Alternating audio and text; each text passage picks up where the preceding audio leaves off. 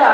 واقعہ معراج خالقی اعتبار سے کتنا عظیم کیوں نہ ہو, مگر اللہ تعالیٰ کے بے مثال قدرت و طاقت کے آگے کوئی عظیم نہیں ہے.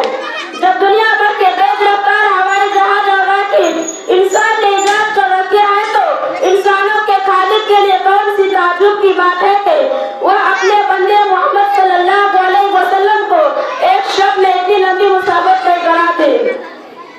زمین یا سورج 24 گھنٹے میں کتنی مسافت طے کر لیتے ہیں. روشنی کی شعاع 1 منٹ میں کہاں سے کہاں پہنچتی ہے. بادل کی بجلی مشرق میں چمکتی ہے اور مغرب میں گرتی ہے. جس خدا نے یہ چیزیں پیدا کی ہے وہ قادر مطلق اپنے حبیب صلی اللہ علیہ وسلم کے براق رفتار کو بڑی کیوں نہیں بنا سکتا. راتوں رات ملکوت السماوات والارض کی سے کرا کے واپس کیوں نہیں لا سکتا.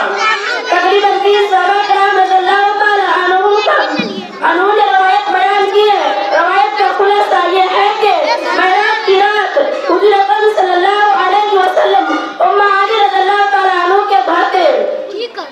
وہاں حضرت جبرائیل السلام تشریف لائے.